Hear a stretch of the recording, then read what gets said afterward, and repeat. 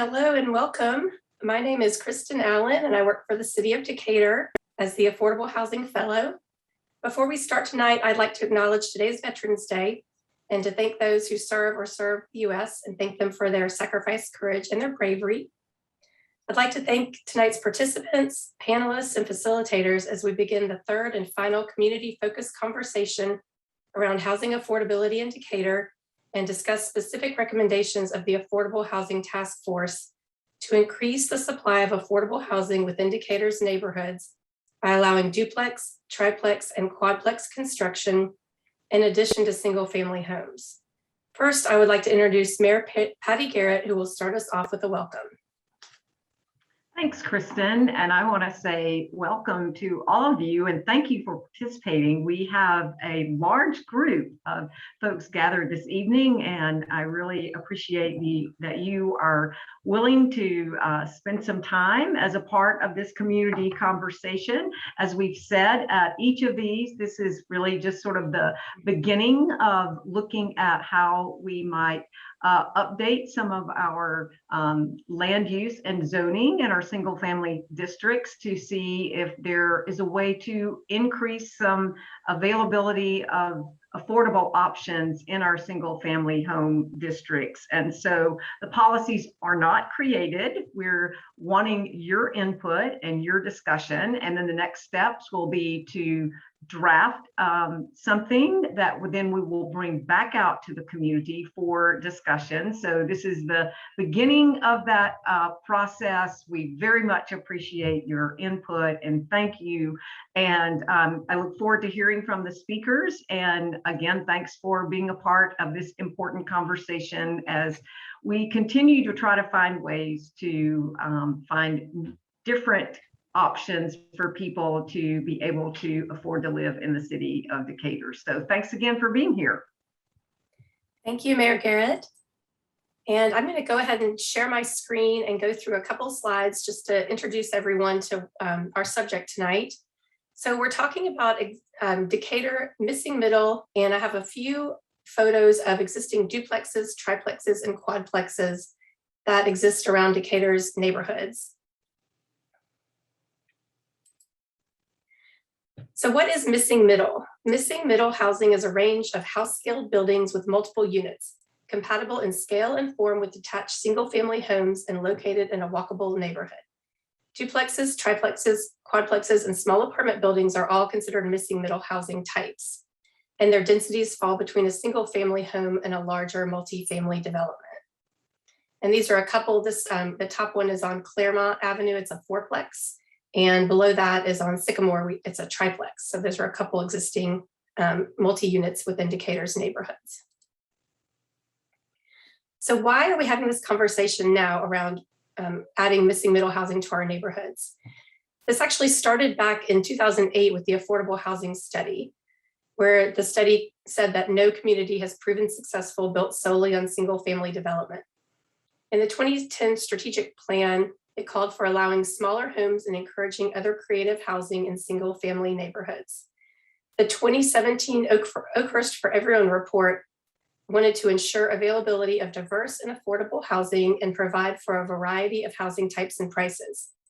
In 2018, the Housing Summit report talked about historically traditional neighborhoods featured units of all types from single family to duplexes, triplexes, and quads, providing settled workforce housing within existing residential neighborhoods. And the 2020 Affordable Housing Task Force report actually listed this as a recommendation to look at increasing the supply of affordable housing options by allowing duplex, triplex, and quadplex construction in current single-family zoning. Most recently, the Decatur 2030 plan, or the Decatur 2020 strategic plan, said that the input from the community is for ambitious outcomes for housing and other initiatives throughout the city, and to ensure that each neighborhood provides its fair share of affordable housing. Another reason that looking within the neighborhoods has been something in each of the reports is that predominantly Decatur is zoned for neighborhoods and single family homes.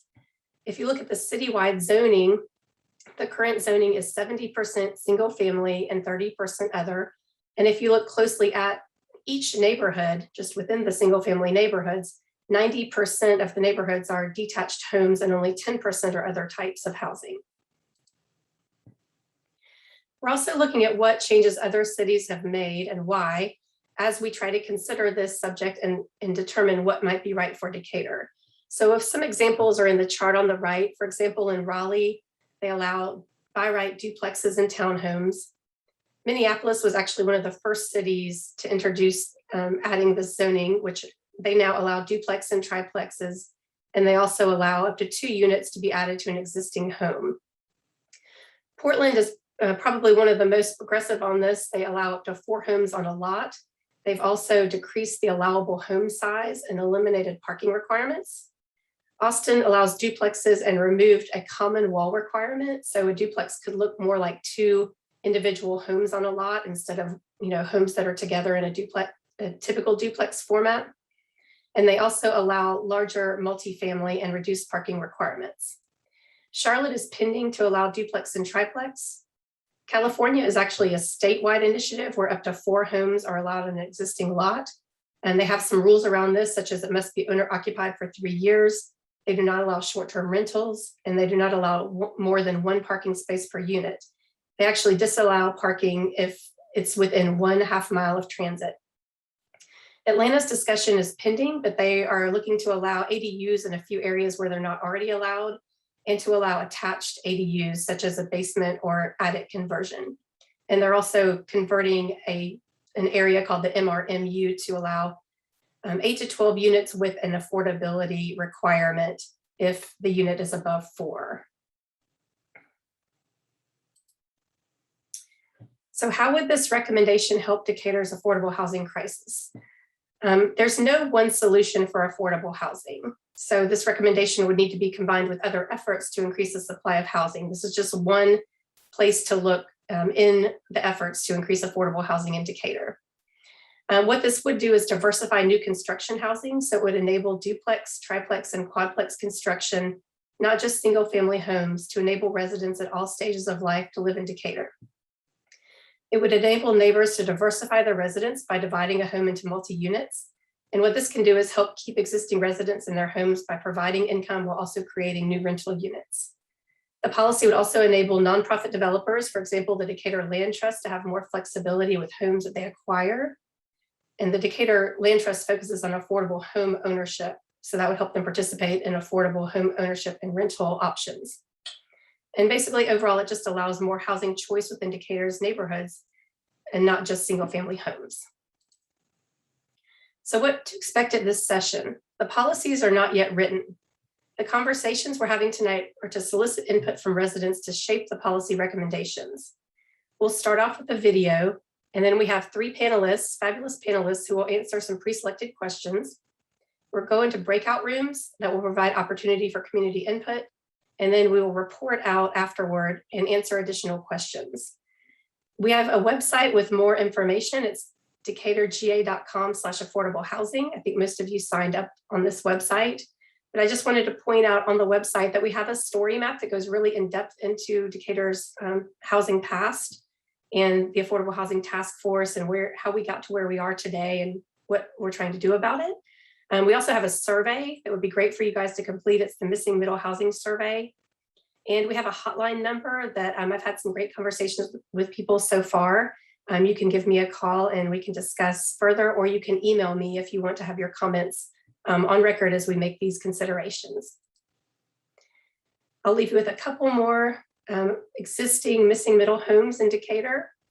Triplex here. There's a triplex over here and up here. And then we'll go into a video before we go to our panelist questions.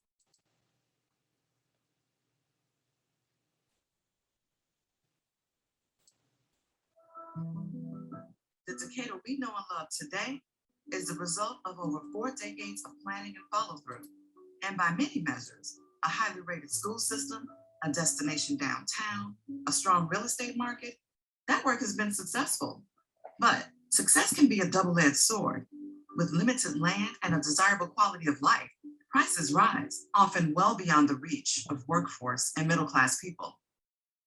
we're both Emory professionals. We have a growing family. We're working 40 hours a week and still kind of having trouble finding a location where we can actually buy or purchase in the city of Decatur.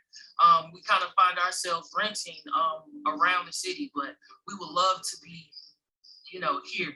So I teach in city schools in Decatur. This is my 15th year teaching in the district.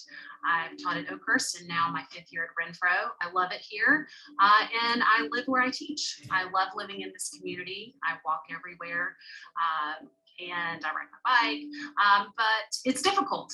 I've lived in several different rentals in the district. I've lived in garage apartments. I've lived in duplexes. I've lived in standalone houses. And every year it is more and more difficult to find something that's actually affordable. And that's actually my current situation right now. We've been living in a rental for about 4 years and recently found out that once again, we have to move. I have served the community of the City of Decatur for 11 years as an officer. 4 of those years, I was able to rent in the Oakhurst area. After renting for 4 years, my family and I decided we wanted to purchase a home. And as we looked around Decatur, it was obvious to us that we could not afford to live in the city, so we had to look elsewhere. I just believe this fact that I work and serve the community and serve this city, that it is very unfortunate that we're not able to purchase homes in the area in which we serve. I have lived in Decatur and worked in Decatur for over 25 years. My husband and I have raised our children here. We've grown to love this neighborhood. We really want to stay right in this area. We want to have a little yard, a little dirt to play in. We want to stay close to the neighbors that we are so close to emotionally. And we're getting worried because there just don't seem to be many affordable options that suit our needs. The residents and staff in the city of Decatur have been talking about the importance of affordable housing for over a decade. And during this time, home prices and rents have only gone steadily upward. This problem is pressing and it's not going away. That's why in the summer of 2019, the city convened the Affordable Housing Task Force and asked us to study the problem and make recommendations about how the city can best address it. Many of these recommendations are focused on our city's neighborhoods and how to make them more economically inclusive. Historically, traditional neighborhoods have addressed economic diversity with a variety of housing types: single-family homes, duplexes, triplexes, and quads, even granny flats and small townhomes. Decatur's been no exception and has featured many of these through the years, some of which remain. They're what's now called the missing middle, smaller scale buildings distinct from the larger multifamily projects we see downtown in their transit that are compatible with single-family homes. This is Drexel Avenue in Decatur's Lenox Place neighborhood.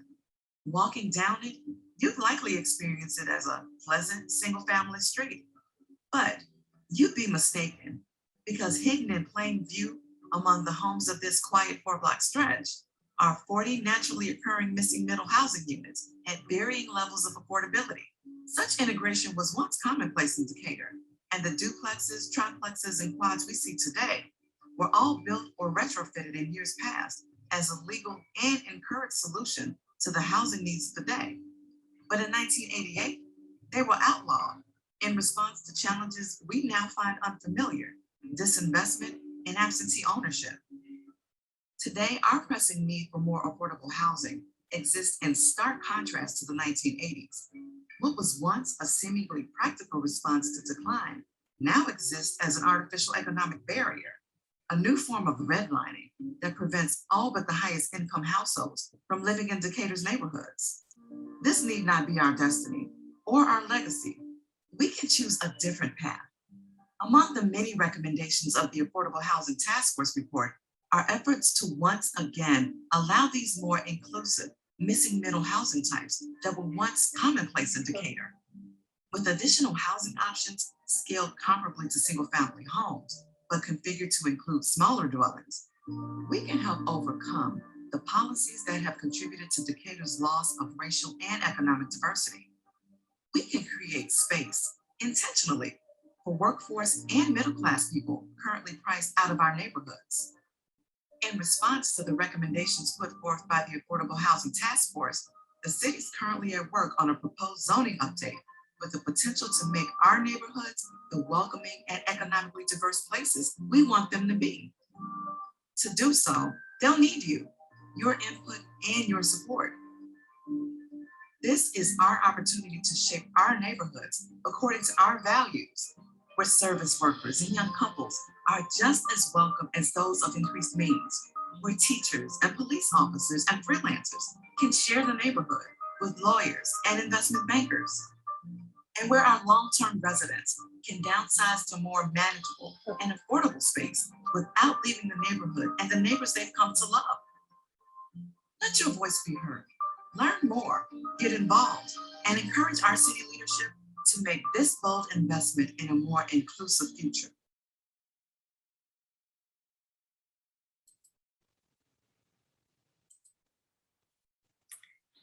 Okay, and I'd like to go ahead and introduce our three panelists for tonight, and we'll go through some pre-selected questions with them. Our first panelist is Paula Collins.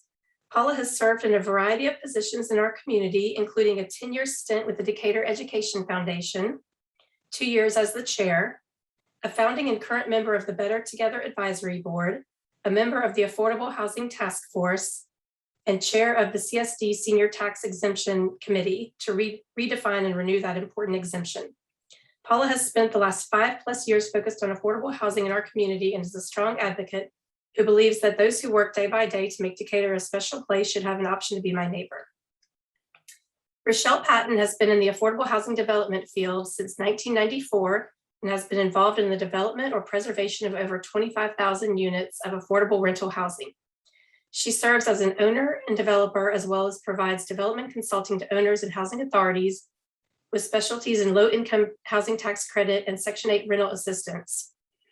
Prior to founding Collaborative Housing Solutions, she founded and co-led Tapestry Development Group for 9 years, a successful development and consulting organization. Rochelle co-founded and for 11 years co-chaired the Women's Affordable Housing Network, an Atlanta-based effort to support women in the industry. And we have Maria Pinkleton. She's the Public Relations Director for the Georgia Council on Developmental Disabilities, where she manages the organization's digital media, their statewide storytelling project, and organizational diversity, intersectionality, and inclusion initiatives. In Decatur, she has served on the Lifelong Community Advisory Board, the Decatur Education Foundation Board, the Affordable Housing Task Force, and the Senior Homestead Exemption Commission. Maria lives with her family in Decatur. So I'd like to go ahead and start with some questions. The first question is for Paula.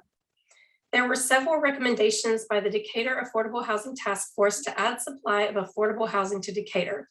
Why were zoning reforms for duplex, triplex, and quadplex put forth as one of those recommendations?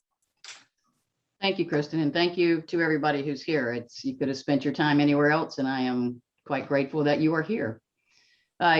Kristen, you already covered a good chunk of this, and so did the video. So I'm going to instead hit the highlight with some numbers here. Between 2008 and 2020, so not a terribly long period of time, but our population increased 31%, but our housing units only increased 16%. That's an obvious squeeze. The numbers tell a lot. Average rents in that time frame increased 119%. And our average housing prices, the purchase price, increased 72% for detached and 51% for attached.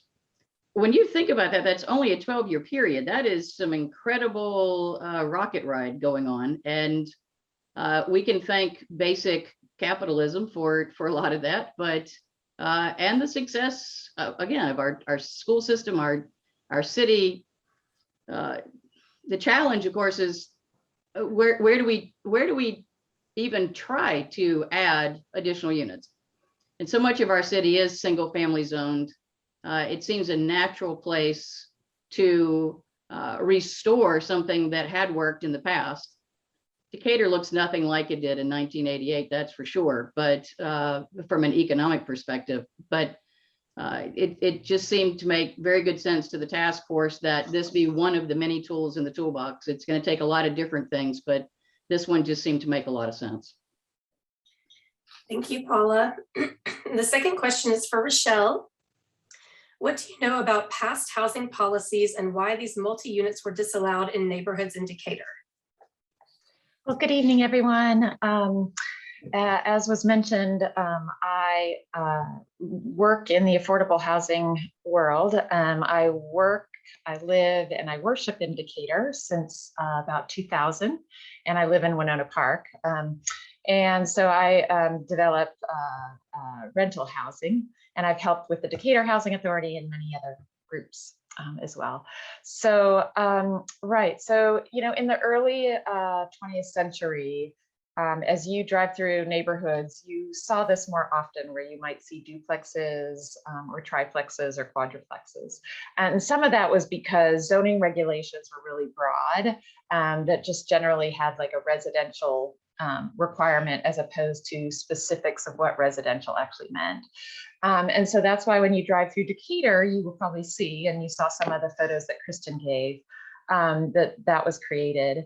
And then in the late 80s, in 1988, Decatur changed to disallow in their zoning requirements to disallow these types of multi-unit structures. I wasn't around in Decatur then. I know that there are plenty of people who are still here back then, but as you may have heard, Decatur was a very different place, as Paula talked about, and it was much harder to find, especially on the south side of Decatur, very stabilized neighborhoods. It was in a lot of transition, a lot of disinvestment, and presumably people believed that, having rental housing or multiple units on a single site might lead to some more instability in the community versus having an owner occupied single family dwelling. And so in 1988, that was really the push in our city, was to focus on any residential development with single family. And so here we are today, dealing with the possibility of changing that once more, given the change of our community and the fact that we are no longer at all struggling with disinvestment.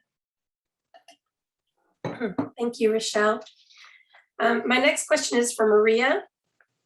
What do you think of Decatur's current housing and the trajectory of housing in Decatur over time? Thanks, Kristen. Thanks everyone for being here this evening. Well, I would just like to say that actually the house that you said was a quadplex that's on Claremont is one of my neighbors. And he is also my optometrist assistant. And when we realized where he lived, we were like, that's so awesome. We had no idea that house was a quadplex. So I was tickled that you highlighted that house in your slideshow. My husband and I and our son moved here in 2011 from Midtown Atlanta. And at that time, the asking price for our house was less than half of what its current value is. So that was 10 years time, right? So appreciation and equity are great until you actually feel the effects of it. And in 10 years, that has meant that we definitely pay higher taxes, which we consider tuition for the schools. We're fine with it. But it also means a lockout of many people who make at or our same or close to our same income who would like to live here. And I've said it before, I feel as if we made it into Decatur home ownership when there were like 15 minutes left on the affordable housing clock.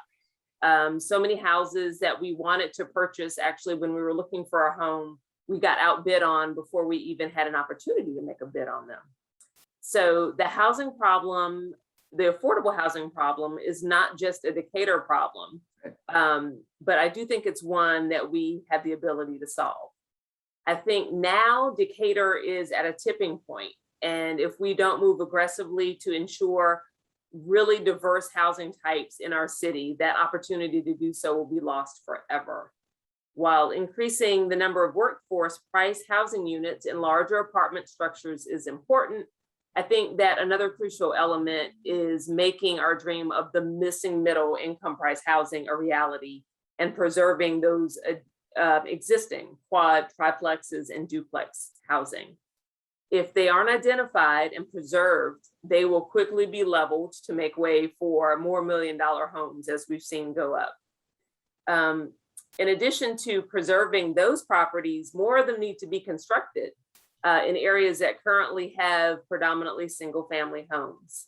It's been proven that those types of houses are visually appealing and blend in seamlessly with the existing houses that are on those streets.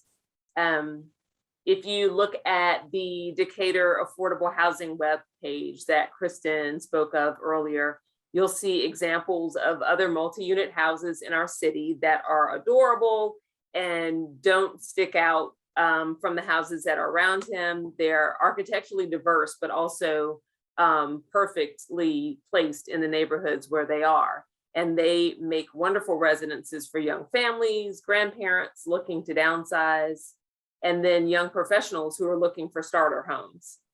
In addition, for us to make significant and lasting change, I think, in our diverse housing landscape, we're going to need to pull all of the levers that we have at our fingertips. And by that, I mean supporting, as you guys did, thank you so much, getting out to vote, supporting the senior tax exemption, supporting the revision of zoning and ADU laws, and making sure that the Decatur Land Trust is funded adequately so that we can benefit from the full potential of that as an entity.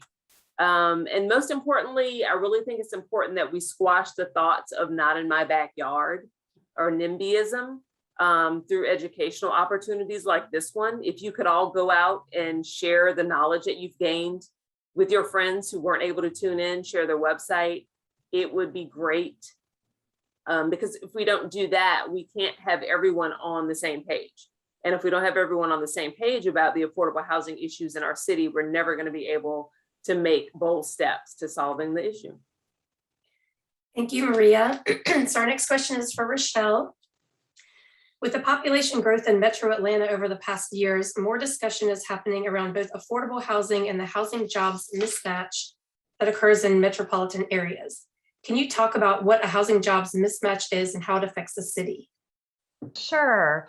So just as the word says, mismatch means that they are not connected. So what we have seen, of course, is that just in Metro Atlanta in general, in some of the areas that have, growing populations, there's a need for more and more employment opportunities for, fast food, for Starbucks, for more police officers, fire department officials, people like that in the retail and in the service industry, as well as in public administration. And what we find is that when an area is starting to, or is continuing to redevelop and become more and more unaffordable to live in, those jobs are still there. So just like here in the city of Decatur, we have only 4% of the Decatur residents actually work in Decatur. So I'm one of those 4%. And, as we think about the jobs here in Decatur, quite a few of them is, for all the restaurants and the bars and, the retail shops that we go to, those are folks who are typically making what would be considered a low and moderate income, according to HUD standards. The mismatch comes in that we have these, great local amenities to, frequent and enjoy. We have great school system, police and fire and other public services to us. But unfortunately, when you look around Decatur, there is a mismatch in terms of the wages that many of our workers in Decatur are making versus the homes that are available. And the mismatch comes in that the homes that are available are no longer affordable to folks making, wages and salaries that are the predominant jobs that are here in Decatur. So, what happens when there's this mismatch is there's multiple different negative effects. First of all, there's increased traffic because many of the folks, if it only means that 4% of people who are Decatur residents work in Decatur, that means that the majority of people who work in Decatur have to commute outside of Decatur. So clearly that affects increased traffic. With increased traffic, of course, that can contribute to negative environmental impacts and climate change. But even more importantly, for our local business owners, it's really hard to be able to find enough employment employees. As we all know, when we've had to wait longer at some of our favorite restaurants and coffee shops, and because of a lack of workers who are willing to work here when they have to commute from somewhere else. And then finally, as I said earlier, so many folks that work in Decatur to serve us and our needs with our taxpayer dollars are priced out of Decatur. And so they also are having to commute in. And so as a city who prides itself on diversity and the small town, feel of our community, we really all need to be thinking and give pause to the fact that the folks that are employed here in Decatur can no longer live here. And so that's what this evening is about, is thinking about, again, just one aspect. It's not the only solution, but one solution that might help.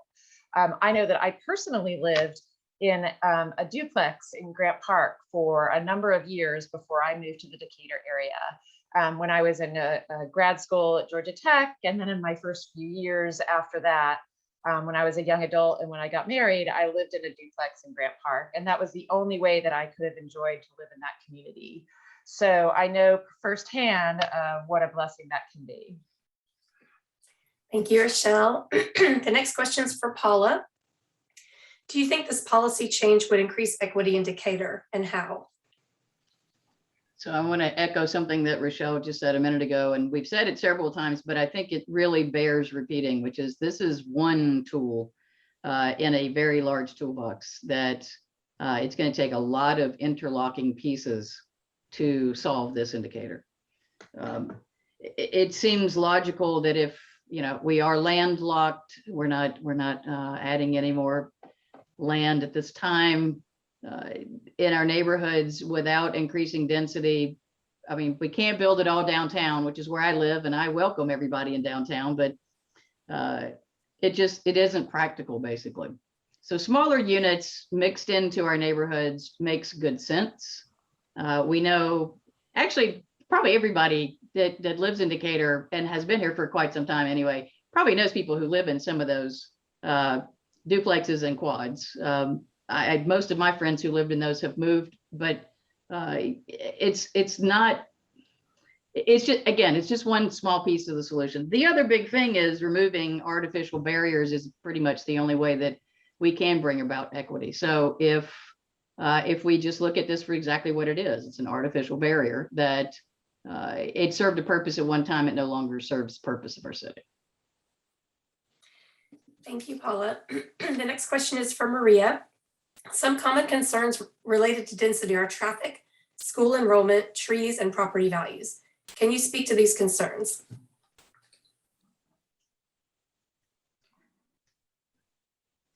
Oh. I think Maria's muted. Thank you. Sorry. I live at a busy intersection here in Decatur, and a lot of people that don't live here are exiting at 6:30. So yeah, I think that we've heard so many times before, especially in our conversations with the Affordable Housing Task Force, all of the different elements that keep coming up as frequently asked questions. I think one of the biggest ones was definitely school enrollment. And we relied heavily on data and conversations with the city schools of Decatur. And they actually found that the class size for younger grades currently is smaller than the class size of the middle and high school students. I don't know if you guys know about the waves of kids, that the population of children rises and falls, ebbs and flows. And the current situation is due to a large population of students in the grades 8 through 12 moving through the school system, and we have smaller classes in the lower populations. And so with that, you'll know that there have been ebbs and flows in buildings that were used. When we moved here, the Westchester building was actually the school board building, their headquarters. And then when the population in that age group boomed again, they reopened that building as a school, and everyone went over to the center by Epster. So I know that the city schools seeks to maintain class size, right, as both over enrollment and under enrollment can trigger the changes that they see. Housing types that are duplexes and triplexes and quadplexes are typically smaller and have fewer bedrooms in new construction homes, single family homes. And those housing types tend to attract a more diverse array of owners, right? So young couples, single people without children, and older empty nesters are a lower burden for the school system because they have lower number to no number of kids in the house. And that is compared to new single family homes that definitely have higher number of kids that are there. Studies have also shown that those traditional single family houses have 2 to 3 times the number of school-age children than those residing in apartments. And I know that several large apartment buildings have gone up. There's a large one, Portland East, near my son's school at Tally. And I was amazed at the low number of students. We do know one child that lives there. It's one of my child's best friends, but the mom knows just about every kid in the building. And there are not a lot of kids living in that building, which was shocking to her when she originally moved in, but there are more single people, more Emory students without kids, more people that work at DeKalb Emory Hospital. And so there was a study done by City Schools of Decatur for the 2019-2020 school year that 3.69 times as many students resided in single family homes than in the townhouses, condos, and apartments. And that's from K through 12 student counts.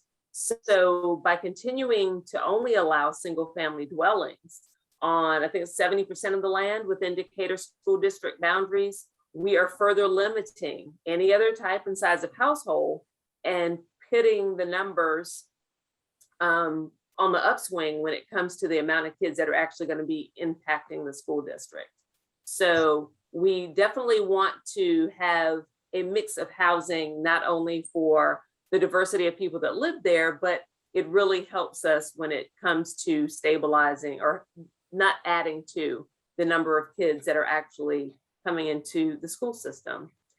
Traffic is another huge question that people talk about, but it's exacerbated by people's commutes, often due to local employees are commuting in for city work, right? And people like myself and my husband and many other people are commuting out. And so reducing traffic often includes encouraging walking and biking for just basic inner city travel. But as Ms. Beyer spoke to in the film you guys saw earlier, she loves walking and biking and going places and going to work that way, probably. And so when you are able to live in a community where you work and go to school, other modes of transportation outside of your typical automobile come into play for you. There are options for you. So I know that people that are living in affordable housing typically own fewer cars, studies have proven, and drive less often than those in surrounding neighborhoods. And as was mentioned before, the bulk of people coming into Decatur and then the bulk of residents that are leaving to go to work mean that only 4% of the traffic that is here is actually staying here during the daytime. The steps to reduce traffic can be improved when we do communities around transportation hubs, where people need one or no car to be able to get to and from work. And it is amazing when you're able to use public transportation or our sidewalks or streets with bike to get to school and get to other places that you need to go to. People have significantly been afraid of what affordable housing, these options for affordable housing will do for their property values. And it has shown time and again, fears about property values are often misplaced, highly misplaced. And looking at what our communities have to offer, it really means that people will never, as was spoken before, the capitalistic or wheels of capitalism have been driving our housing prices up, along with other things. But knowing that the cost of our rather affordable housing, our affordable home in our neighborhood has not, I'm sure in any way, detracted from the cost of other housing on our street that is, as you guys know, several of them going on the market for $1 million. So it's all about us looking at the design of the houses, the management of the houses, how strong the neighborhoods are around them, that make property value maintaining property value actually viable. When we look at some of the beautifully designed homes and know that there's great pride in the houses taken by the people that live in those houses, we know that those people are nothing but benefits to their communities and don't actually serve to bring down the property value or the areas that are around it. One other point that I know in one of our former calls, people were speaking to trees and our landscaping and just the lay of the land and how that can possibly be disrupted by this type of development. And definitely with the affordable housing units, the triplexes and quadplexes that are existing, when we preserve those and they stay the same, the land around them will probably stay the same. I know that we want to protect our tree canopy, but at the same time, we want to make sure that we maintain a good ratio. So impervious surfaces, that very large houses would cover a lot of that property with impervious surfaces are at a minimum so that we don't have issues with our water runoff and stormwater drainage.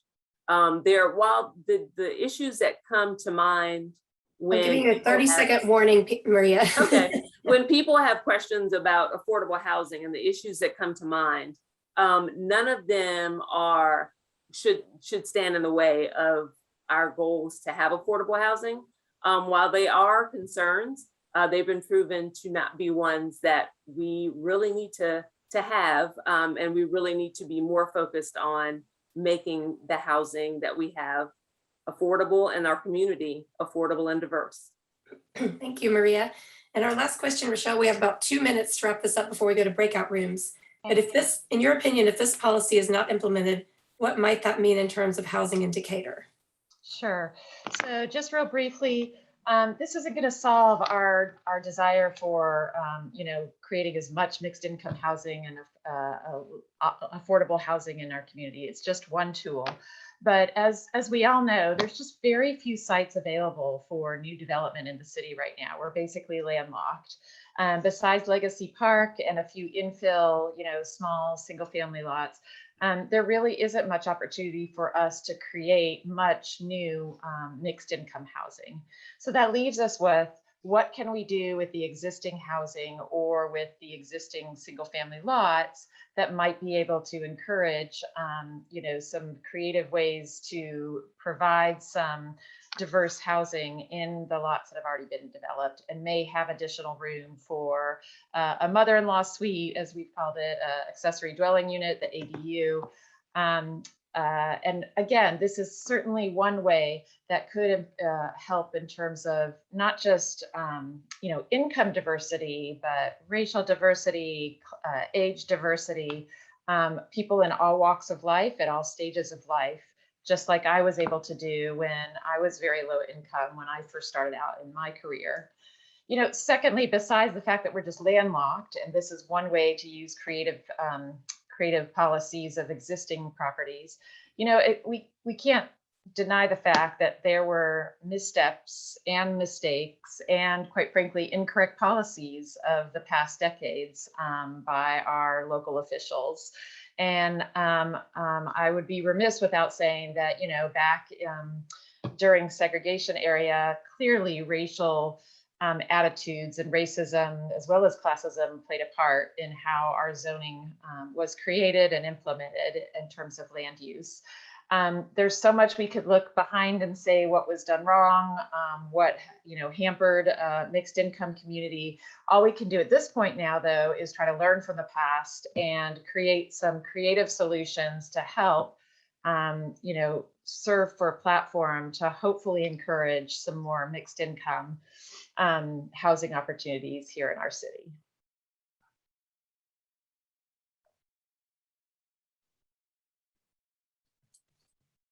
Thank you, Rochelle. Sorry, I had my mute on.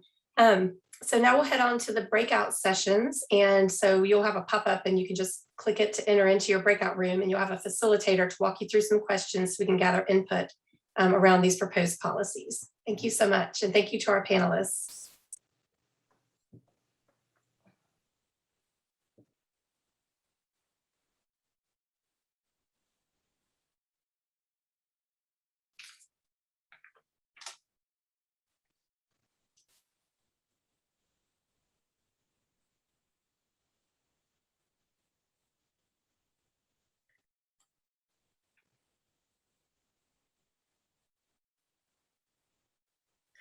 Hi, everyone, and welcome back.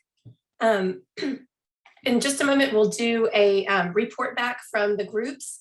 But just a reminder, if you have questions that haven't been answered, and I know there are a few in the chat that were not answered, you are welcome to stay on after the report back. You can also go onto the website, decaturga.com. You can call me at the hotline number, you can email me, and there's also a survey on there. So there are a few different ways to make sure that your input is provided for our policy. So I'll start with the report backs now from the groups. I'll start with Paula from your group.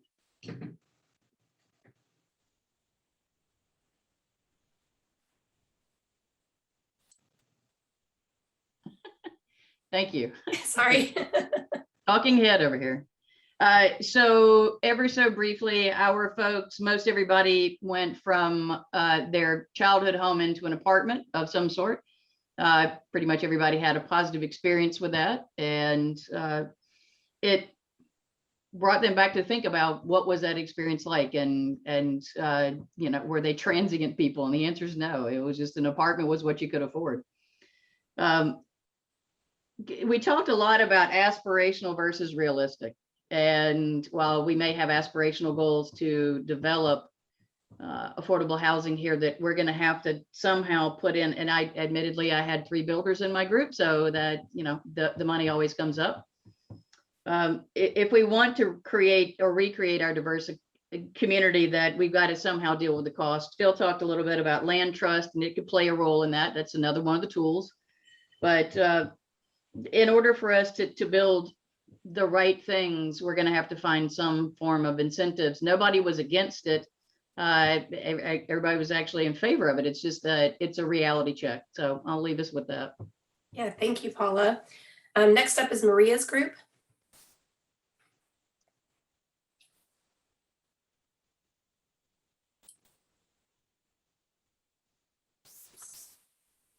Okay, can you hear me now? Yeah. It's the mute button dance.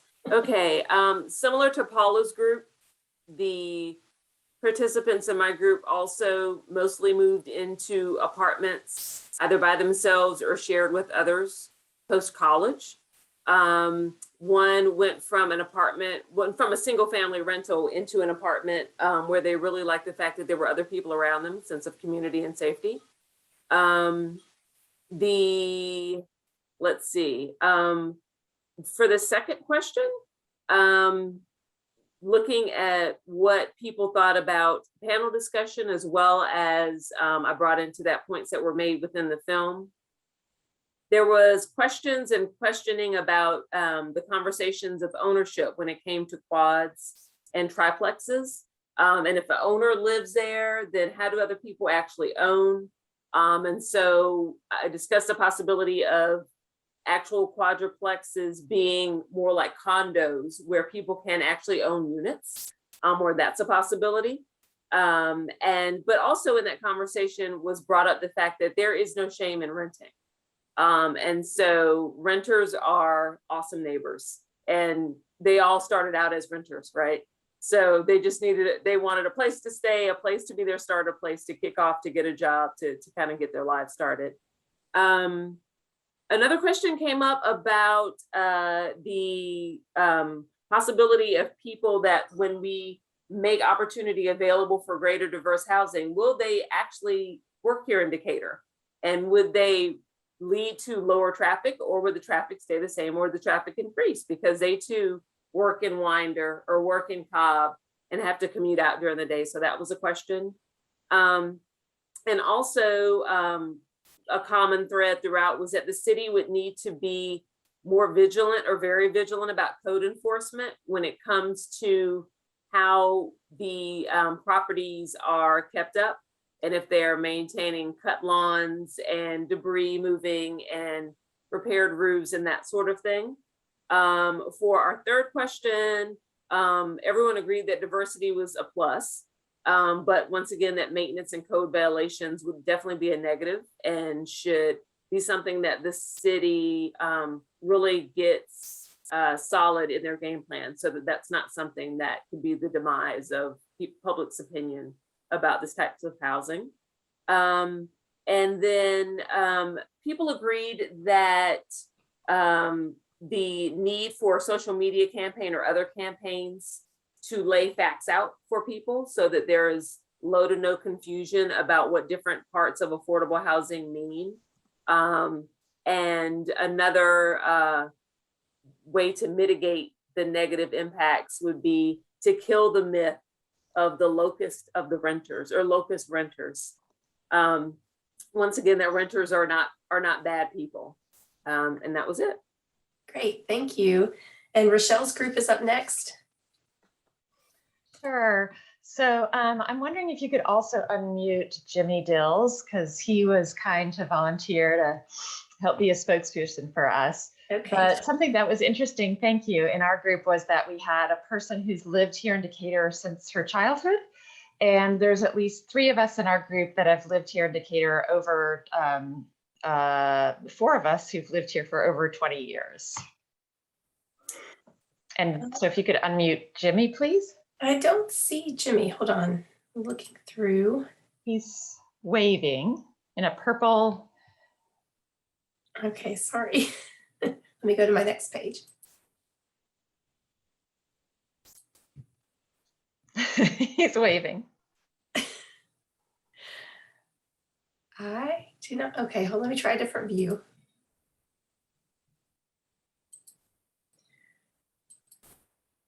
I'm sorry, everybody. While Sorry.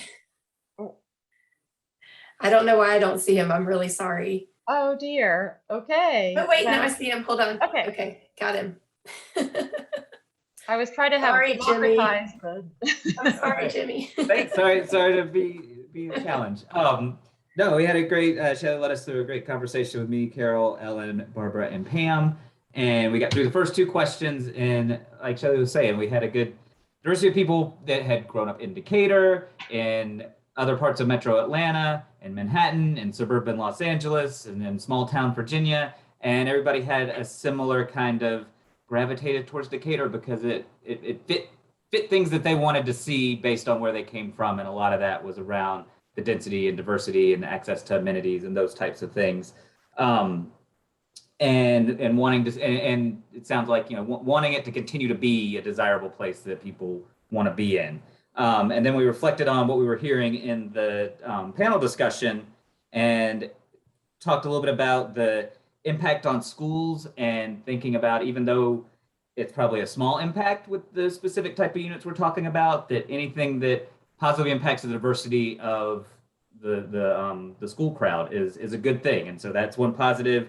Thinking about how being able to live where you work in Decatur could actually have a beneficial impact on the traffic flows. And then that led to some thinking about that this whole issue is, happening in Decatur, but it can't be entirely isolated from the broader region and the regional workforce. And I think, where'd you go? The last ladies you just mentioned, sort of like people do commute out of Decatur into Winder and places outside the perimeter. And so being able to really solve a problem for Decatur, but acknowledge that it's not going to solve the problem at the regional level. So we want to be like in that space. Thinking about sort of historic perspectives of the policy was really interesting, and how Decatur's had good plans and have been really successful. And now this is kind of a cost of that success, is trying to remedy some of those things that maybe were not being thought about or were being thought about in the wrong way back in the 80s and 90s. So, having that historical perspective is really good. We're talking about the missing middle here, but not losing sight of people further down the income ladder, and that we do in Decatur have a really good housing authority and are doing good work in that space, but really pairing those conversations, because again, isolating the missing middle part, there's certainly solutions in that space, but it needs to be cognizant of all the things going on around it. And then talk for a minute about other ways to sort of keep the working population here. Are there could we think about subsidies for police, fire, and teachers, and really some of the core members of our community that work here? But as we saw in the video and heard in the presentations, it's really hard for people in those, moderate middle income, important positions for society to be a part of the community from a residential standpoint as well. And so those are the things we touched on, and thanks for finding me and unmuting me. Thank you, Jimmy. One other thing that was mentioned, thanks, Jimmy, you did a great job, was, we've been talking about a carrot, which is to allow for, multi-units on the same site. But we also talked, someone even offered maybe a stick, meaning that that maybe there could be a policy or a requirement that you can't do away with if you're already on a site that has a duplex or triplex or quadruplex, that you can't demolish it or do away with those multi-units. So just a different way to look at the same problem. Yeah, great, thank you. And next I'll move on to Angela's group.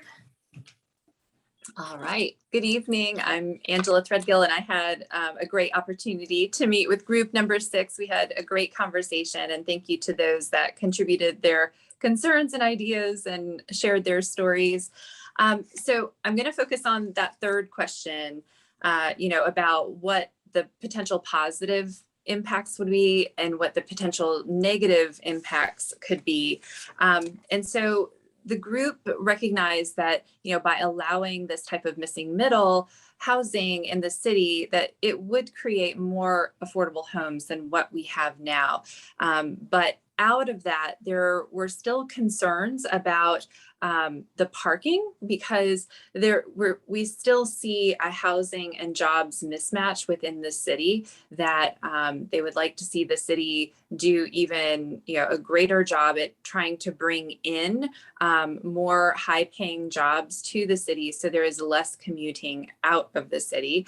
But just kind of that parking that comes with that, the additional cars, where are these additional cars going to go, especially on some of these narrower streets? And then there is still a concern with school enrollment. Yes, the panelists did talk about that, but there is still concerns about the school enrollment. And then there was also a concern about property values potentially affecting, kind of those investments that adjacent neighbors have made in that investment in their home.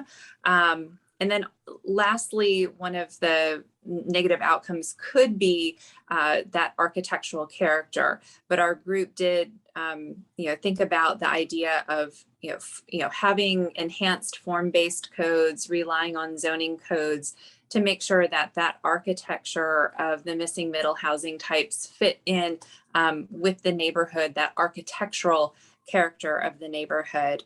The other concern that was brought up is just potentially that developers would take advantage of the proposed zoning changes that may result in low quality construction or might not actually be affordable. So, trying to look at ways to prevent that. We didn't quite have the solution there, but just asked, the city to continue looking at that to try to prevent that.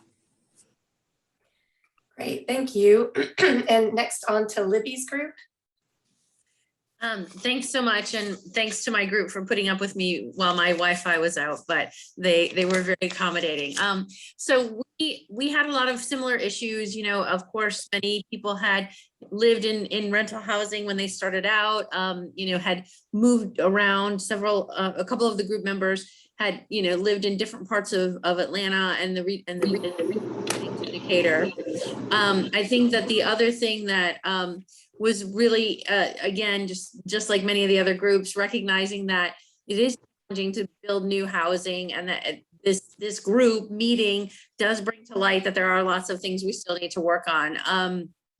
Very strong opinions about preserving existing housing, and recognizing that we are a little bit of a victim of our own success. The things that Decatur has done to make it such an attractive place definitely need to be commended. And then now we need to maybe pivot and figure out what are the things we can do to make it a place that we continue to find attractive.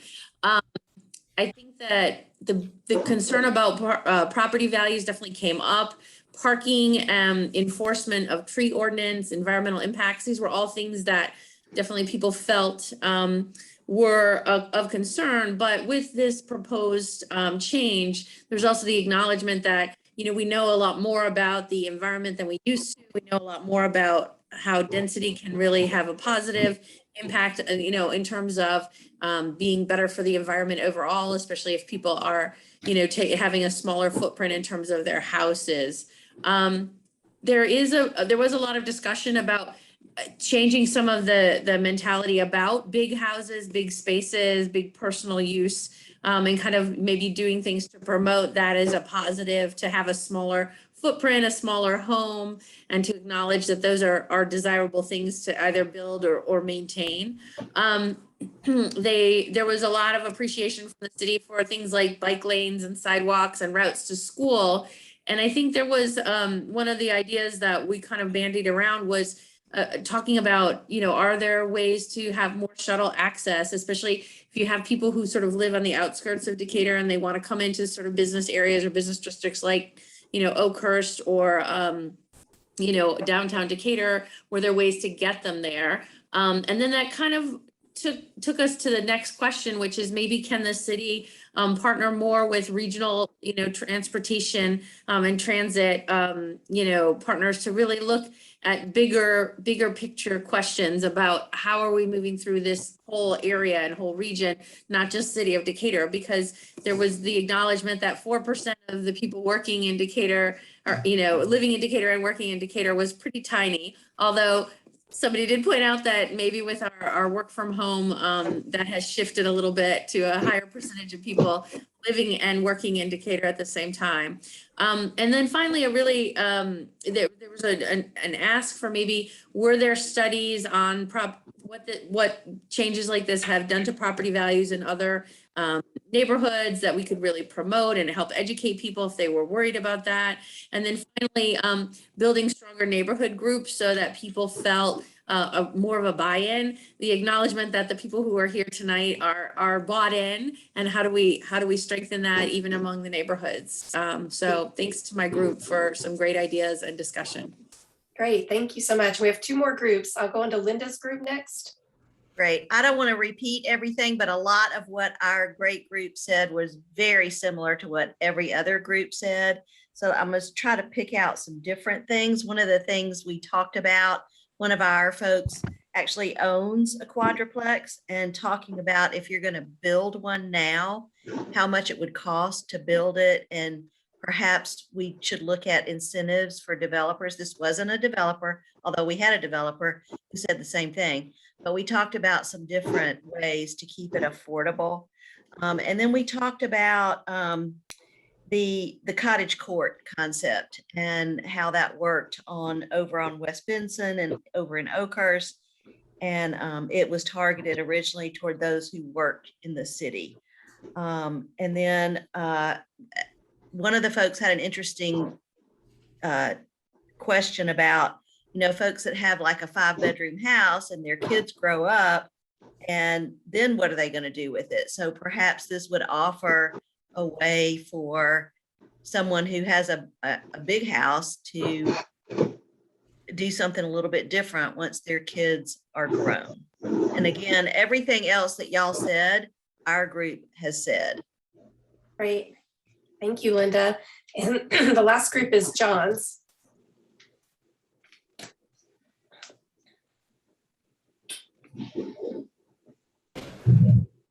There you go. Hi, everybody. I'm John Maximuck reporting for Group 8.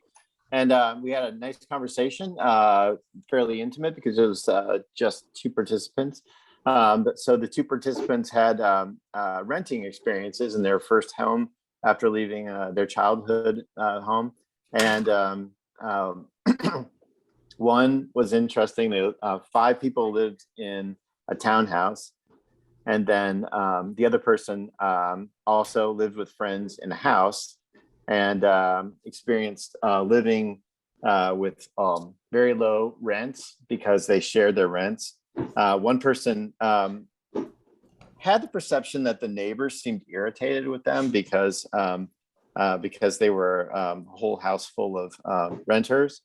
And the other person recalled the childhood diversity that she would like to have in Decatur.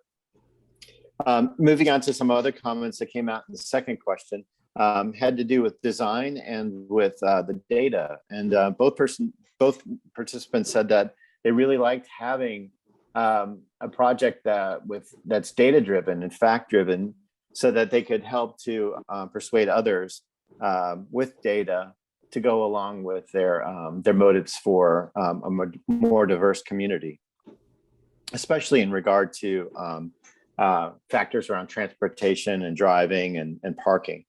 The other thing had to do with design, and one person was inspired by the creative ways that the missing middle can come out in our communities without intruding on the character of those neighborhoods. One person said that missing middle, they actually live in a triplex, and said that oftentimes no one ever knows that it is a triplex. So that was interesting, and testimony to how this could work. In our third question, I think we had a really great quote that could become a project moniker: a better sense of community because people bump into each other for a spirit that we're all in it together. And I thought that was really inspiring. A suggestion that came out of question 3 was a proactive approach to build relationships between renters and owners in the community. And another concern that came out of question 3 was the negative potential of tear downs to build multifamily or missing middle and in the single family areas. So instead of converting them or renovating, the concern was tear downs. Out of question 4, we had a couple of, I think, important suggestions. One was to make it easy to share the video that we took in tonight on social media, and to have the project go on social media in the neighborhoods and really listen to what people are saying and writing, because they said, for good or for bad, a lot of times people will share things, as we all know, on social media that they may not share in a public forum or more formal public forum like this one. And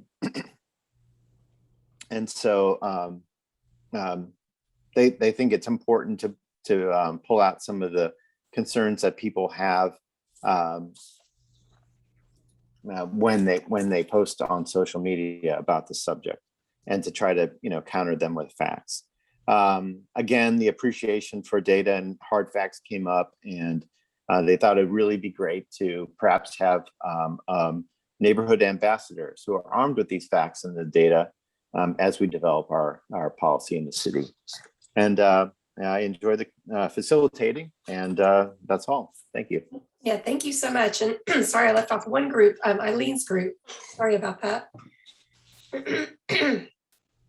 So Eileen, let me unmute you. Hey, that's okay. Sorry, Eileen. Let me start my video here. Okay, so one of there's two things that I'm going to focus on question 3, because there's two things that came up that I know have come up in the past, but I didn't really hear in this particular group or in this particular session, was the concern that, it will increasing density actually increase affordability, or are we still going to have extremely large houses being built that are just happen to be duplexes or triplexes or whatever? There was definitely a negative reaction to increasing the FAR from the 0.4 to the 0.6, even if it is multiple housing. And, you know, and also there's a lot of concurrent issues that we really need to look at when we're also talking about increasing density. For example, the issue of there's many areas that still don't have sidewalks came up. So we're talking about increasing density in an area that is supposed to be walkable, but is not, because there's no sidewalks. Shadowmore came up in that one a couple of times. Again, the size of houses came up, you know, the extremely large homes that are being built, and how do we know that we're not just going to get, you know, large multiple family homes there, which touched on the tree canopy issue, which is also coming up. It seems there was a lot of discussion about how the large amount of tree canopy that we're looking to have in the city is not really compatible with having, you know, a more dense city as well. There was an issue that came up with ADUs in terms of how so many of them are just used as short-term rentals, you know, and some of the ways in that were discussed in order to mitigate some of these impacts were, again, to require sidewalks everywhere, to actually start building sidewalks everywhere. And I myself know that there are some areas that are going to be getting sidewalks, but I don't know what the timeline is for them. There was also talking about possibly putting a minimum time limit on short-term rentals of a month or so, so that they wouldn't just be basically hotel rooms in the city. There was discussion, there was actually some pro and con discussions regarding, you know, perhaps having subsidies for city employees or school employees to be able to afford to live in the city. But that was also, you know, there was also concerns that came up with that, because if we attach subsidies to housing, and for example, if you get fired or if you leave for whatever reason, you know, what happens to that subsidy? So all of a sudden you don't get that subsidy and you have to leave the city. So that was something that was kind of, you know, a pro and a con situation. But I think that was kind of the gist of our conversations. Definitely the size. Oh, I'm sorry. And along with the whole sidewalk situation was also, you know, increasing parking minimums, you know, like off-street parking minimums. If you're going to have multiple units, each unit have one parking space, required parking space off street. But again, the size was a big issue. Getting rid of, you know, a lot of these houses, demoing them for these very large houses as well. So that was my group. Thank you, Eileen, and thank you to everyone. So a few of our panelists and facilitators that can stay on to answer any remaining questions, that would be great. Thank you all so much for participating tonight. We really appreciate your time. I know the meeting ran a little bit over. And again, the website is also available if you have questions, you want to email me or call me. Go to decaturga.com/affordable housing and you can get my contact information there. It's Kristen Allen. So thank you so much, and I hope everyone has a great night. And if you do have a question, I've made it so you can unmute yourself. So you can either raise your hand or you can unmute yourself, whatever is easier for you.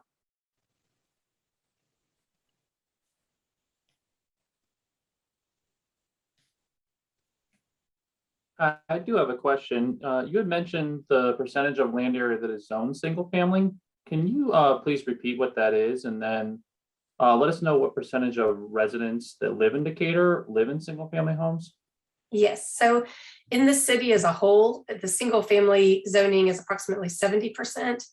And then commercial and other types of zoning are 30%. And if you look specifically just in the neighborhoods, at the zoning within the neighborhoods, 90% are single family homes. And then 10% would be other housing types like small apartment buildings, older apartment buildings, or duplexes or triplexes. And then what percentage of the population lives in the single family home area? You know, that's a really good question. And I don't think I have that answer. So I'm not quite sure what the percent of the population is. I know we're about 25,000 people so far, but I'm not sure how that's divided up between homes and multi-units right now. I do know that single family homes typically have, you know, more people than smaller residences. So, but I don't know what the breakup is. Yeah, that'd be helpful to know to help us think about how this projects going forward. Yeah, I'll look into that for sure. And one comment I just want to make, this isn't a aside for everybody. There's a great article in the New York Times recently of I think it's called Where the Suburbs End, I think is the name of it. It just came out last month, and it dives into a community which is not quite like Decatur, maybe some similarities, but was developed maybe more looking like a Dunwoody, or it was just pure suburban development in the 50s and 60s. But some of the kind of consequences of what's gone on with developers coming in to carve up the old 50s single family houses into multifamilies, and kind of talks on one side of people who are supportive and the other side that feel like it was kind of a dynamic change that is out there. Yeah, thank you for that. Are there any other questions? I had a question that occurred to me while everybody was talking about what they talked about in the panels. You know, as you said, in the early 20th century, building duplexes and triplexes was the norm, but in more recent decades, cities either haven't allowed or have made it very difficult to build those kinds of homes. So I feel like, you know, big single family homes are what developers and architects and contractors know how to build. And I don't know really anything about the industry, so this could be totally off, but I'm wondering, is there sort of a lack of institutional knowledge in how to build these missing building homes? And is that part of why they're maybe more expensive to build? And then if that is the case, is there anything the city can do to remedy it other than just loosening the zoning regulations and letting the free market sort itself out? I mean, I'll let some other people jump in too if anyone else has an answer, but as far as I understand, I don't think that it's a problem of people not knowing how to build these multi-units, and I don't think there's a lack of want because depending on how it's set up, the multi-units could be slightly more profitable, I think, for some of the builders than a single family home. So I think it really all goes back to zoning, but again, I'll let some other people on the I would, my comment is like, think of like who's using it. And so I think people, to Kristen's point, I don't think people are forgotten like how to build, obviously, but if you look at what's been built in Decatur with the super dense, or I think they call it a 5/1, with kind of just building up a big like 5-story apartment building. If you look at like the per unit revenues there relative to construction costs, that's going to be cheaper than building a standalone quadruplex. So what these investors, like behind it, a lot of pension funds, Wall Street, all these sorts of like institutional money investors invest in a lot of these big apartment complexes, real estate investment trusts. But again, it's what's my yield based on what my upfront cost is. And it's just building the bigger dense ones are much more efficient for them than building smaller units.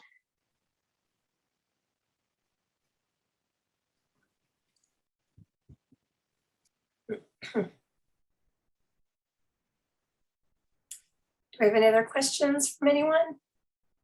And Krista, if we want something to be in the record, we can just email, would we email you that Yes. can be recorded, you and Andrea or something? Mhm. Okay. Yeah, you can go ahead and email me. It's just, it's on the website, but it's just kristen.allen@decaturga.com. Kristen with an I, Allen with an I. Or you can call me and I'm taking notes of any calls that I get if you want to discuss more than just an email. So. And can I ask what the implication would be for existing residents as far as their property tax burden to implement some of these changes? What has been projected with any of the studies that have been done? I can take a stab at that. I don't know if Angela, if you want to answer anything, or I can I can answer what my research has been so far. Is that I don't see a implication on property taxes, because ultimately the assessment for a similar footprint quadplex or triplex is going to be similar to that same size of single family home.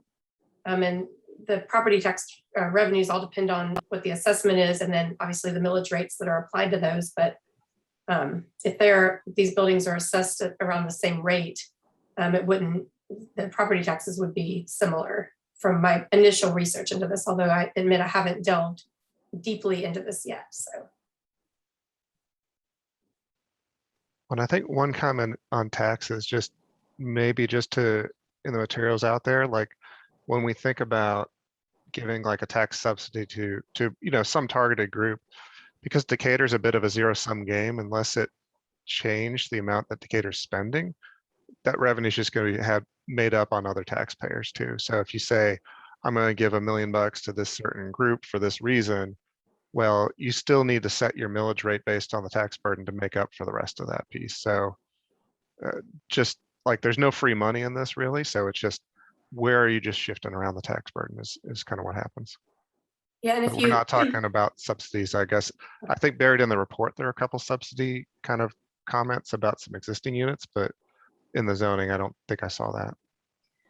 Yeah, and if you talk about someone who just rents a place, so say they built a duplex and just rented it out, as far as I understand, they wouldn't be eligible for some of the homeowner exemptions and things that are out there if it's a rental property and it's not owner occupied. So they would not be eligible for that exemption, whereas if it's a property that is owner occupied, they would be. So that's a little bit of an incentive, I think, for people to actually own the multi-units and then rent out, half of them or a couple of the units. And that's fair. I think the homestead exemption in the grand scheme of things is pretty small materially versus what the typical payment is. The question I have is, there's a staircase function here where we took out capital bonds to finance schools, and right now we're at a point where there's a plan perhaps to build an additional school. Would this put us over the edge where we'd go up that staircase, in which we would have to take out another capital bond to buy to support the financing of another school? And who would that financing fall upon within the community? Because we have more students within the community. Yeah, and I might ask one of our people that are on the DEF, either Paula or Maria, to jump in, because I understand we kind of operate on two different tracks, because you have the schools and you have the City of Decatur. So we're kind of, obviously with your tax bill, they all come into one number, but we're kind of talking about a bond levied by, the school district versus the city. I don't know if either of you two that have served on DEF have any comments around the new school proposal, and if bonds would be necessary for something like that. So we meet next week and have not had a chance to discuss it yet. But I know that it has been something that the city has been looking at for quite some time, because I think of the 6 or 7 classrooms that had to be turned away due to pre-K money. So it's something that the city has been looking at for quite some time, and it will obviously be front and foremost in our next board meeting at DEF. Personally, I'm hopeful that there may be some funding out there for it from the federal government, because it is a pre-K school. So that's what I'm hoping for, but I can't speak with authority on that. I don't think any of us have enough details yet to actually speak intelligently about any of it. So it is my understanding that, and that's why the school system bought that piece of property from the Housing Authority years ago with the promise that if anything was built there, it would be a pre-K facility, because it's one place that we do not have capacity.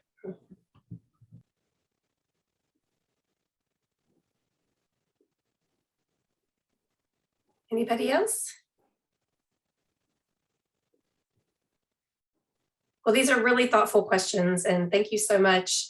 And Robert, I did read the article you were talking about, but if you want to send me the link, I can possibly post that somewhere too.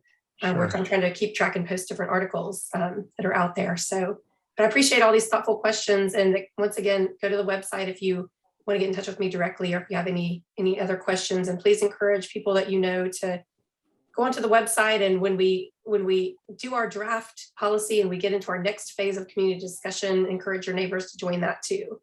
That would be great. Thank you so much. Good night, everyone. Good night.